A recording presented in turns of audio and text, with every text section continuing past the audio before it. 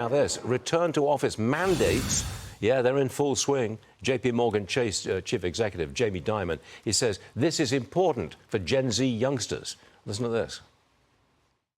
I'm not making fun of Zoom, but younger people being left behind, their social lives are deteriorating. Steve Jobs used to talk about the collaboration that's accidental because you run into someone in a hall and they come with an idea.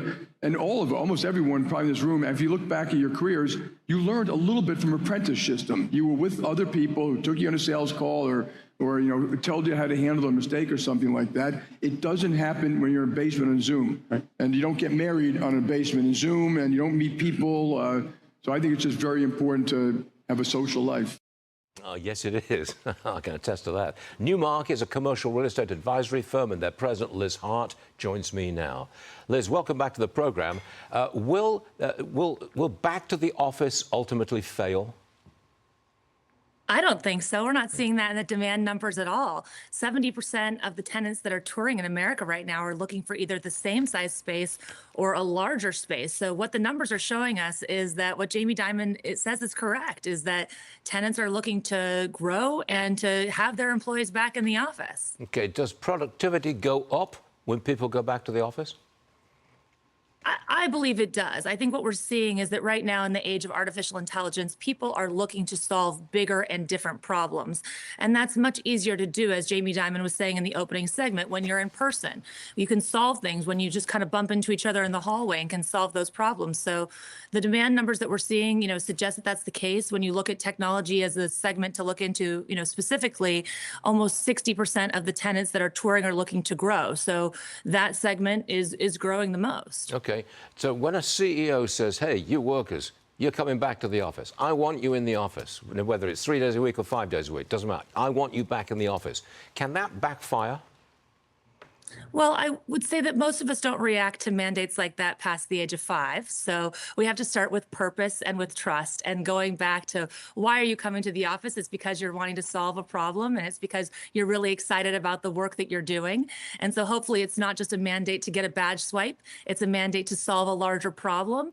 And I think when we're seeing companies that really have something that they're excited to solve for, we're seeing quite a great return to office and great numbers. So go back to the purpose of why are you getting your employees back, and I don't think you'll have such a problem. Would you be able, if you're the CEO and you say everybody back to work, and 1 or 2 of your really, really good employees say, no, we want to work from home, is the CEO allowed to give a special dispensation to a couple of workers? Would that person be sued? Would the CEO be sued if they did that?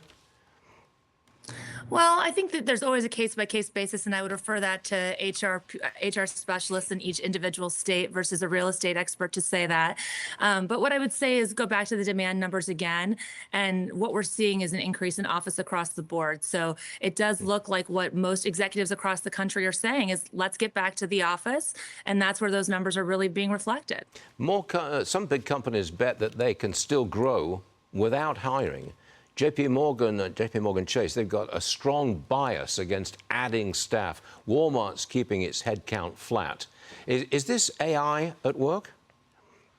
I think that is AI at work, and certainly that is the promise of AI, right, is increased productivity per head, and we should expect that. But with that said, the other promise of AI is that we can solve new problems, and we're seeing that reflected in the demand numbers across the United States as well. A lot of the new requirements that we're tracking right now are companies that have been in existence for less than 2 or 3 years, and some of those with very sizable requirements. So requirements of over 100,000 square feet for companies that are 3, 4 years old. This is not the kind of growth that we've seen in the market for the past 5 years. So it's quite encouraging to see these new companies that are coming up, mostly in the artificial intelligence and technology sector, but certainly it is expanding into other more traditional sectors as well, who are applying those technology in the ways that they're working. This is really good news for the cities, many of which have seen excess out. They want to bring them back. So what you're saying is, this is good for the cities, right?